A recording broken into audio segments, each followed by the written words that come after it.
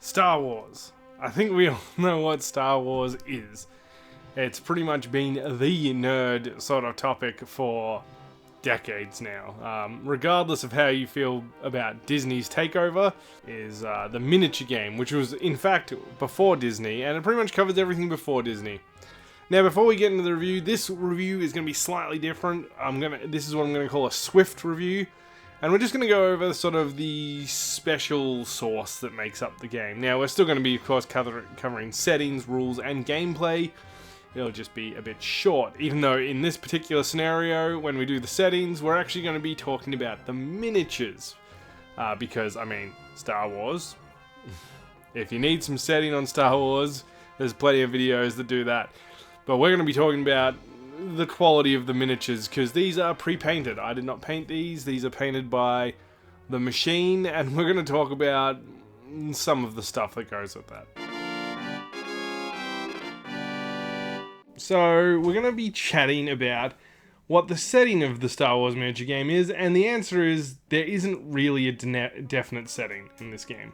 Yeah, so these sets were released in eras. So they start off with the Imperial era, so New Hope and all that kind of stuff, the original trilogy, and then they went into the sort of prequel trilogy era, and then they started to sort of branch out from that. So pretty much each era has two major factions, as well as sometimes a third faction that's sort of a side faction.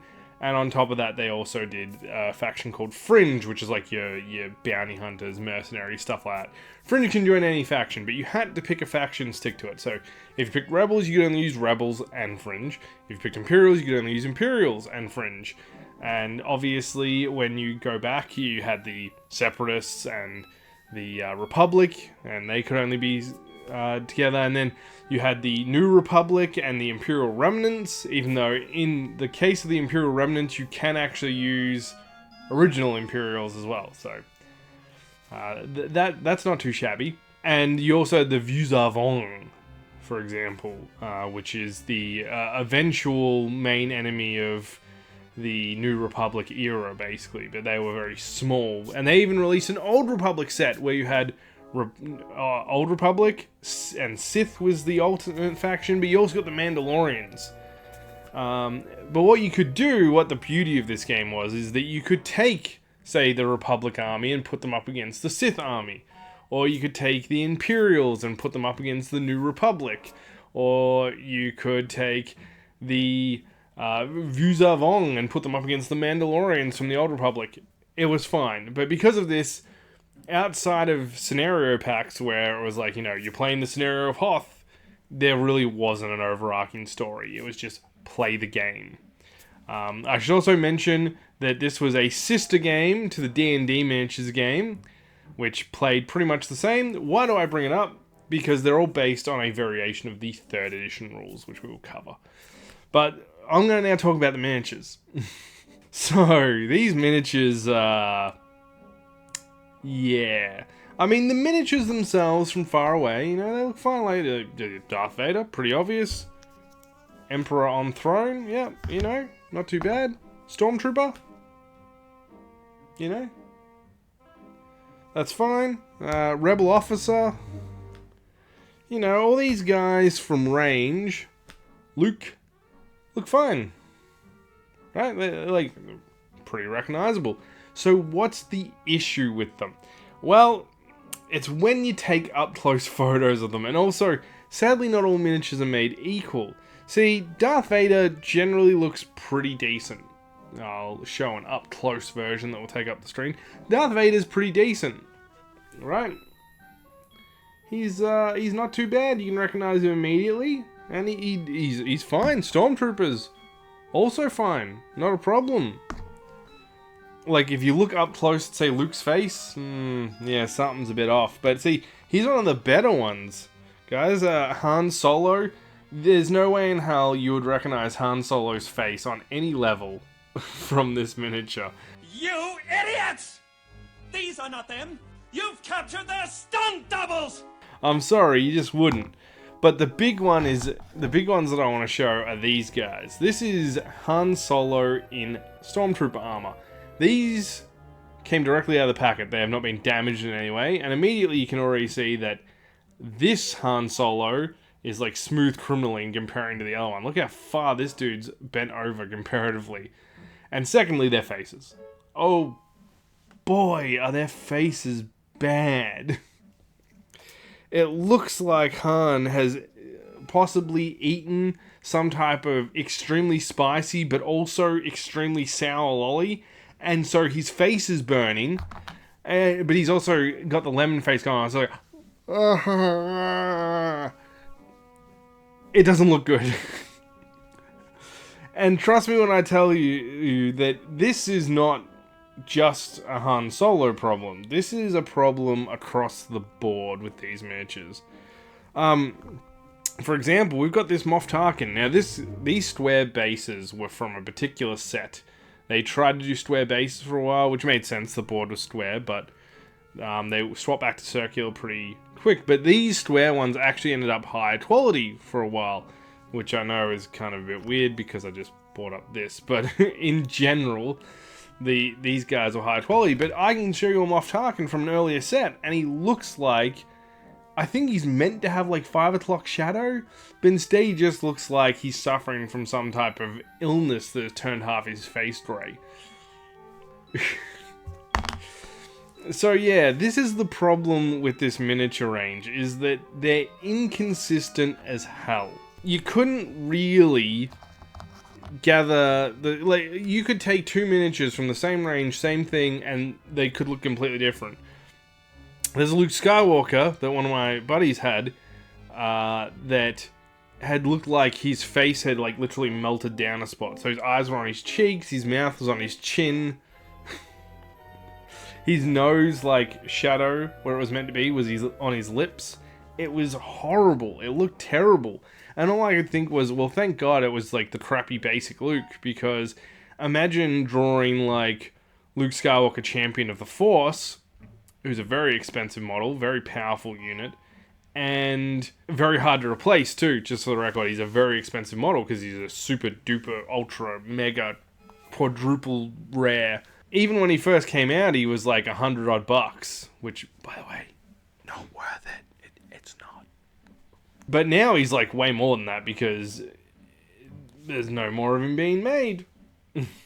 So yeah, the miniature quality was a definite problem in this game, and I can't really state otherwise. Sometimes you get, as I said, great miniatures. Darth Vader normally look fantastic, but... And I mean, you could paint them for yourselves, but why?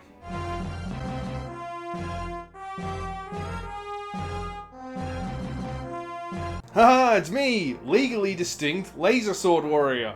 I'm sorry, who the hell are you? Obo Kenzo? Of course, Obo Kenzo. Who could possibly forget? Sorry, 2 seconds. Are you wearing a unicorn dressing gown? Well, you know, I guess it sort of is. I mean, it was the only thing I had available. It's, you know, legally distinct.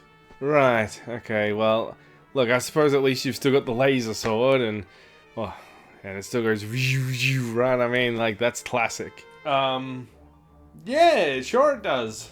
Okay, what sound effect does it make?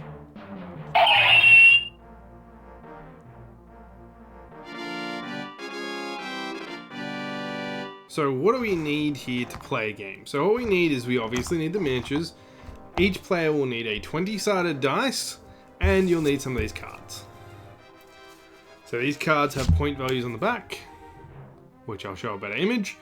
And basically you got to make 100 points. Now, you can only take units from the one faction. So for example, if you pick Rebels, you gotta stick with Rebels. Of course, you can get fringe cards. The fringe symbol looks like this. Oh, this. So these guys can go in any army.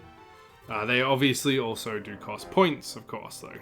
Once you have got all your guys on the table, you then set them up on either corner. So, for example, so one side has the airlock, and then if we come over to here, you can see that this side has the blast door deployment zone. Once we've got our 100 points each, which obviously you can decide more points, but 100 was the standard points cost, If you wish to deploy more than 100 points, you're absolutely welcome to. And then once that's done, everyone gets 2 activations, and then the other player gets 2 activations, and then so on and so forth, until everyone has activated all their guys. Now, we're going to go over some common rules, and then we're going to talk about the cards. So basically, the common rules are as followed. Each person who activates, each person who activates can move 6, so 1, 2, 3, 4, 5, 6, or in the case of diagonal, 2, 3, 5, 6, so every odd diagonal move costs 2 points to move diagonally. And then of course you can choose to double move, which means you move 12. Now some characters may have more or less movement points. If not stated, it's 6. Some characters might have 8. Some characters might have 4. Some characters might not be able to move. But the idea is that that's the general rule. 6 and an action, which could be, activating an objective marker. Not that there's many of that going on. Or you could be shooting, or whatever else happens to be going on. Using a force power, for example. Even though generally with a force power, it doesn't take up an action. Then each person can also do a thing called Combined Fire as the final action. So say I want to shoot Chewie here, but he's very hard to hit. For my Stormtroopers who only have a very small bonus, they can combine fire, so it activates all the units that combine fire, but each unit gives an additional +2 to hit. So that's pretty nifty. And really, they're the common rules. You may also notice that we've got some terrain here on the map. So I'm not sure if you can see it very well, but I'll take proper photos.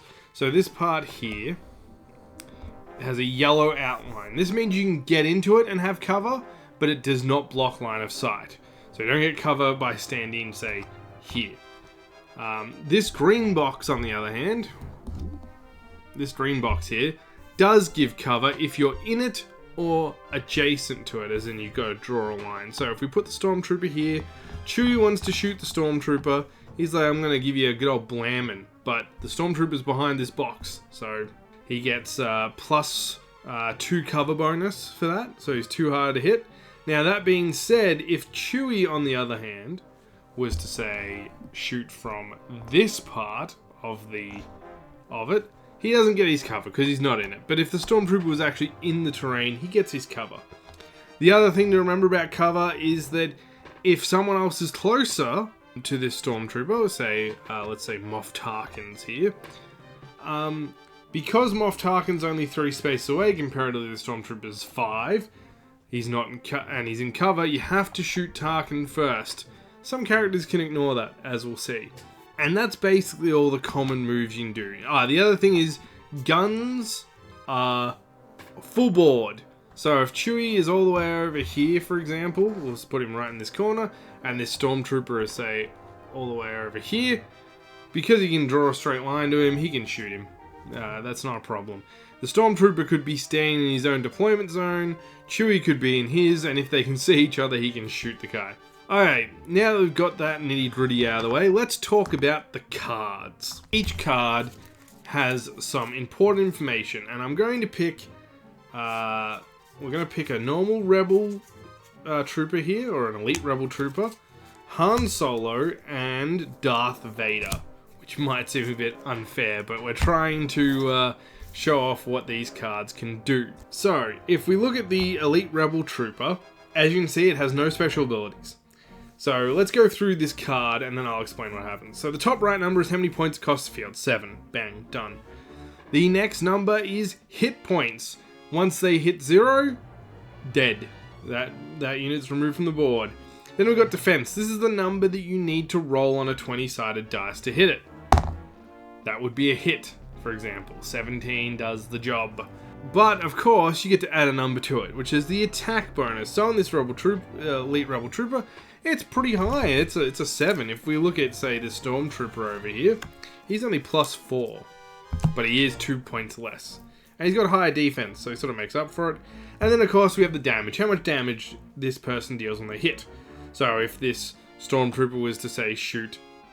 No, sorry, if this rebel trooper was to say shoot Han Solo and hit him, he'd be on 70 health. That's it. And if Han was to shoot this rebel soldier, he'd be dead. Done. Now, speaking of Han, let's take a quick look at his stuff here. So you may have noticed that Han does more damage, he's got more defense, but he's worth more points. But he's also got some special abilities on his cards. So unique. What's that? Well, that means that he's a named character. Only one Han Solo can be on the board. That's it. Accurate shot. He can ignore that cover penalty, so he doesn't have to shoot the closest person, he can shoot anyone. Cunning attack. If someone hasn't activated, so say Darth Vader here hasn't moved this turn, Han gets +4 attack and +10 damage. Bang. And he also has a force point.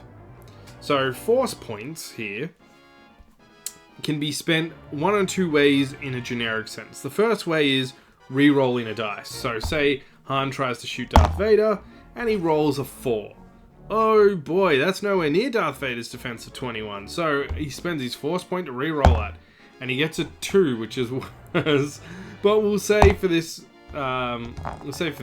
scenario, he gets a 15. There we go, that's much better. So the 15 here, now plus Han's 12 is 27, which is enough to hit Darth Vader's defense of 21.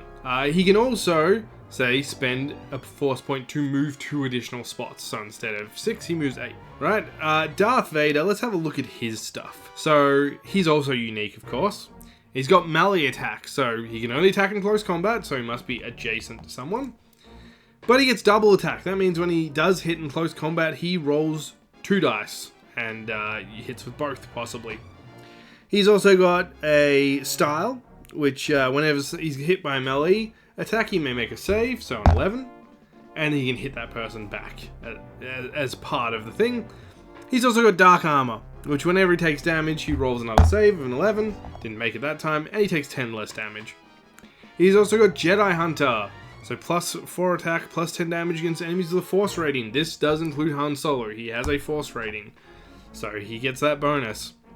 And then you may notice that Darth Vader, like many force users, has force powers. So he starts with 4 force tokens at the start of the game, like Han starts with 1, but he gets bonuses that he can use. So when he's hit by a melee attack, he can spend 1 force and just hit the person back, which does stack with his style, by the way. He's also got lightsaber throw. So he can basically make his attacks from 6 range, but he's got to spend force to do it, but he does get 2 of them. Darth Vader's also kind of expensive, let's be honest here. He's 55 points. That's half an army. And there's just one last guy I want to cover, even though I could cover both Emperor and Luke, to be honest. Because you may notice that Luke and the Emperor have an ability that Darth Vader doesn't have. Well, they're both got abilities Darth Vader doesn't have. Palpatine has more force powers that are involving attacking, and Luke has more buffing force powers, but force renewal is what I'm talking about. So what the hell is force renewal?